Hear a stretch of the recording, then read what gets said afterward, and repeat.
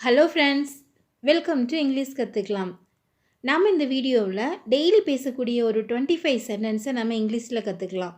நீங்கள் கற்றுக்கிற சென்டென்ஸை டெய்லி ப்ராக்டிஸ் பண்ணுங்கள். அப்போ தான் உங்களுக்கு மறக்காமல் இருக்கும். வீடியோ ஃபுல்லாக பாருங்கள். தெரிஞ்ச சென்டென்ஸ் இருந்தாலும் பரவாயில்லை, எங்கூட சேர்ந்து சொல்லி பாருங்கள். வீடியோ சப்ஸ்கிரைப் பண்ணாமல் பார்க்குறீங்கன்னா சேனலை சப்ஸ்கிரைப் பண்ணி பாருங்கள். வீடியோ பார்க்குறவங்க எல்லாருக்குமே ரொம்ப ரொம்ப தேங்க்யூ. நம்ம பார்க்க போகிற ஃபஸ்ட்டு சென்டென்ஸ் என்ன அப்படின்னா, இது நல்ல யோசனை, இது நல்ல யோசனை. நம்ம ஏதாவது ஒரு விஷயத்தை பற்றி பேசிகிட்டு இருக்கும்போது யாராவது நமக்கு ஐடியா கொடுப்பாங்க, இது நல்ல யோசனையாக இருக்கே அப்படின்னு நம்ம சொல்லுவோம் இல்லையா? இதை நம்ம எப்படி இங்கிலீஷில் சொல்லலாம்? இது நல்ல யோசனை. இதை நாம் இட்ஸ் குட் ஐடியா அப்படின்னு சொல்லணும். It's good idea. Next one, நான் சொல்வதை நீ செய், நான் சொல்வதை நீ செய். பெரியவங்களாம் சொல்லுவாங்க பார்த்தீங்களா, நான் சொல்கிறத நீ ஃபஸ்ட்டு செய் அப்படின்னு சொல்லுவாங்கள்ல. இதை நம்ம எப்படி சொல்லணும் இங்கிலீஷில் அப்படின்னா, you do what I say. You do what I say. You do அப்படின்னா நீ செய். வாட் ஐ சே அப்படின்னா நான் என்ன சொல்கிறனோ அதை நீ செய் அப்படின்னு அர்த்தம். ஸோ நெக்ஸ்ட் ஒன், நான் வரணுமா, நான் வரணுமா. அது நம்ம எப்படி கேட்கலாம் இங்கிலீஷில்? நான் வரணுமா. do I have to come, do I have to come அப்படின்னு கேட்கணும். நெக்ஸ்ட் ஒன், வெயிலில் நிற்காதே, வெயிலில் நிற்காதே. இது நம்ம don't stand in the sun அப்படின்னு சொல்லணும். don't stand in the sun. Next one, கதவை பூட்டு, கதவை பூட்டு. lock the door, lock the door. lock அப்படின்னா பூட்டுறது. ஸோ lock the door அப்படின்னா கதவை பூட்டு அப்படின்னு அர்த்தம். நெக்ஸ்ட் ஒன், உனக்கு யார் சொன்னது, உனக்கு யார் சொன்னது. நம்ம கேட்போம்ல, ஒரு விஷயம் வந்து சொன்னாங்கன்னா இது உனக்கு யார் சொன்னது அப்படின்னு. இதை நம்ம எப்படி கேட்கலாம் இங்கிலீஷில்? உனக்கு யார் சொன்னது. who told you, who told you, who told you அப்படின்னா உனக்கு யார் சொன்னது. நெக்ஸ்ட் ஒன், அதை சுத்தம் பண்ணு, அதை சுத்தம் பண்ணு. clean it, clean it. Next one, நீ இப்போ போகலாம், நீ இப்போ போகலாம். இதை நம்ம யூ மே கோ நவ் அப்படின்னு சொல்லணும். You may go now. Now அப்படின்னா இப்பொழுது, நீ போகலாம் அப்படின்னா you may go. Next one, உனக்கு எப்படி தெரியும், உனக்கு எப்படி தெரியும். நம்ம நிறைய வாட்டி இந்த சென்டென்ஸ் நம்ம பேசுவோம்ல, ஏதாவது ஒரு விஷயம்னா உனக்கு எப்படி தெரியும். இதை நம்ம எப்படி கேட்கணும் இங்கிலீஷில் அப்படின்னா, how to you know, how to you know அப்படின்னு கேட்கணும். உனக்கு எப்படி தெரியும். நெக்ஸ்ட் ஒன், பல் துலக்கு, பல் துலக்கு. இதை ப்ரஷ் யுவர் டீத் அப்படின்னு சொல்லணும். Brush your teeth. Next one, உனக்கு என்ன நடந்தது, உனக்கு என்ன நடந்தது. நம்ம ரொம்ப யாராவது நம்ம ஃப்ரெண்ட்ஸ் யாராவது ரொம்ப சைலண்ட்டாக இருந்தால் உனக்கு என்ன ஆச்சு, என்ன நடந்துச்சு, ஏன் இப்படி அமைதியாக இருக்க அப்படின்னு நம்ம கேட்போம்ல.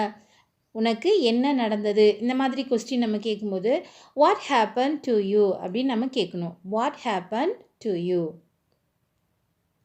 நெக்ஸ்ட் ஒன், இது என்ன, இது என்ன.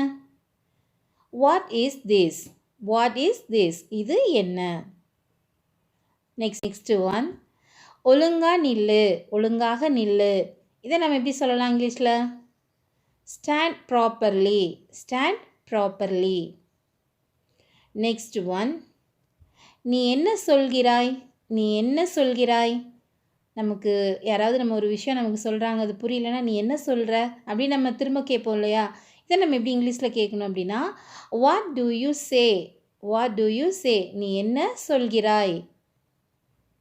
நெக்ஸ்ட் ஒன், என்னை நினைத்து பார், என்னை நினைத்து பார். நம்ம சொல்லுவோம்ல, நிறைய வாட்டி இந்த சென்டென்ஸ் நம்ம பேசியிருப்போம். என்னை நினைத்து பார். Think about me, think about me. என்னை நினைத்து பார். நெக்ஸ்ட் ஒன், நான் ஒத்துக்கொள்ளவில்லை, நான் ஒத்துக்கொள்ளவில்லை. I don't agree, I don't agree, I don't agree அப்படின்னா நான் ஒத்துக்கொள்ளவில்லை. நெக்ஸ்ட் ஒன், நான் ஒப்புக்கொள்ளுகிறேன் அல்லது நான் ஒத்துக்கொள்ளுகிறேன். இதை நம்ம எப்படி சொல்லலாம் இங்கிலீஷில்? I agree, I agree, I agree அப்படின்னா நான் ஒத்துக்கொள்ளுகிறேன். நெக்ஸ்ட் ஒன், அதை தொடாதே, அதை தொடாதே. நிறைய வாட்டி நம்ம சொல்லுவோம்ல, அந்த பொருளை தொடாத, அந்த இடத்த தொடாத அப்படின்னு நம்ம சொல்லுவோம்ல. அதை தொடாதே அப்படின்னு சொல்லி நம்ம சொல்கிறதுக்கு எப்படி சொல்லலாம் இங்கிலீஷில்? Don't touch it.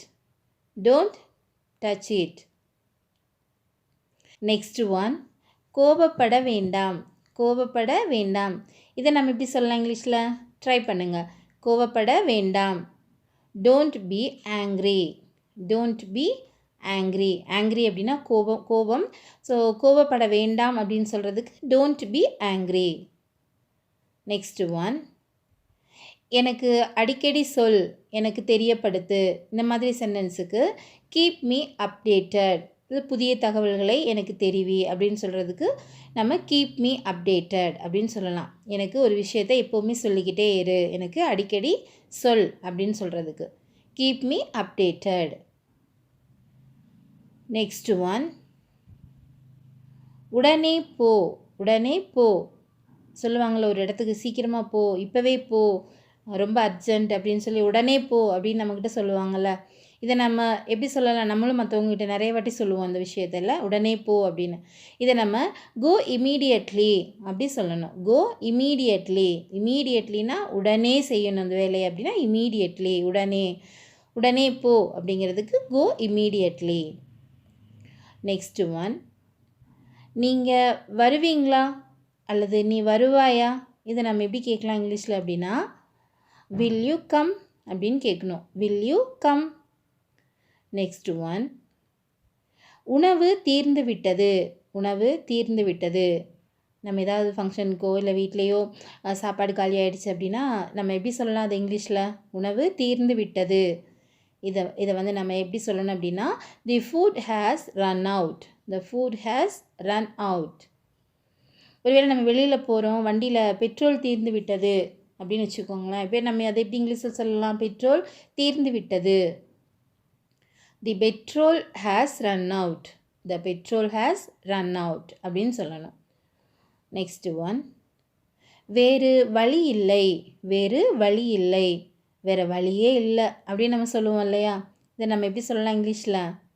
ட்ரை பண்ணுங்கள். வேறு வழி இல்லை. There is no other way. There is no other way. Thank you friends. Thanks for watching. Daily நம்மளோட வீடியோ ஈவினிங் 6 o'clock வரும். கண்டினியூவாக பாருங்கள். நிறைய சென்டென்ஸ் கற்றுக்கோங்க. நீங்களும் இங்கிலீஷில் கண்டிப்பாக நல்லா பேசுகிறதுக்கு என்னுடைய வாழ்த்துக்கள்.